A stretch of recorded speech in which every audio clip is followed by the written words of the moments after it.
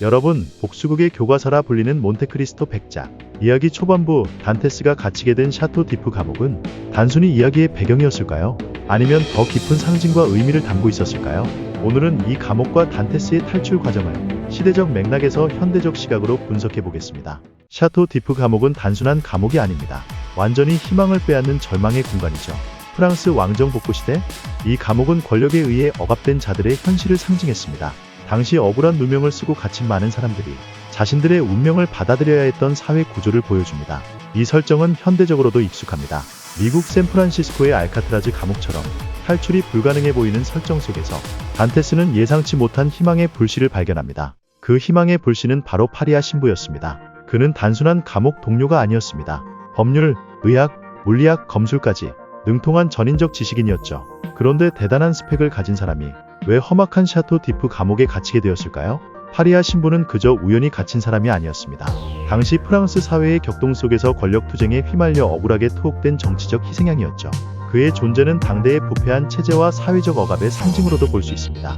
단테스는 이 절망의 공간에서 노인을 통해 배움과 기술을 익히며 성장하게 됩니다. 감옥은 더 이상 절망의 공간이 아닌 스승과 함께 자신의 역량을 쌓아가는 배움의 터전으로 변모합니다.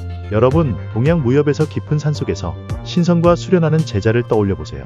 샤토 디프 감옥은 서양판 산중 도장이었던 셈입니다. 하지만 파리아 신부는 늙고 병이 들며 단테스에게 마지막 선물을 건넵니다. 바로 보물지도입니다. 그리고 자신의 시신으로 위장에 탈출하라는 제안을 하죠.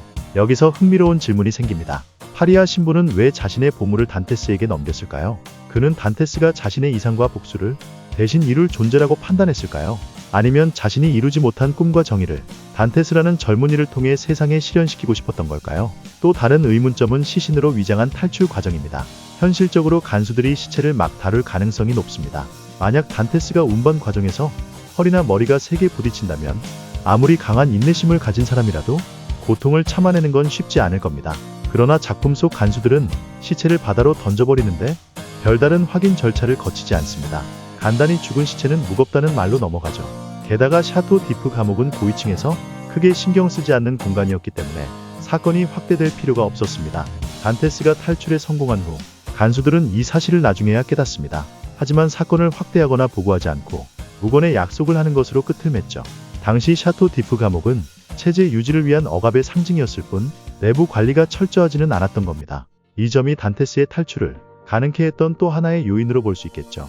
이러한 설정은 독자들에게 손에 땀을 쥐게 하는 긴장감을 주면서도 당시 사회 구조와 권력의 부패를 은근히 드러내는 흥미로운 장면이 아닐 수 없습니다.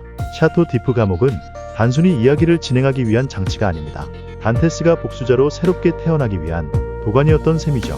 단테스는 이곳에서 자신의 지식을 넓히고 새로운 희망을 품었습니다. 여러분은 이 감옥과 단테스의 여정에 대해 어떻게 생각하시나요? 그의 이야기가 복수극을 넘어 희망의 메시지를 전한다고 느껴지진 않으셨나요?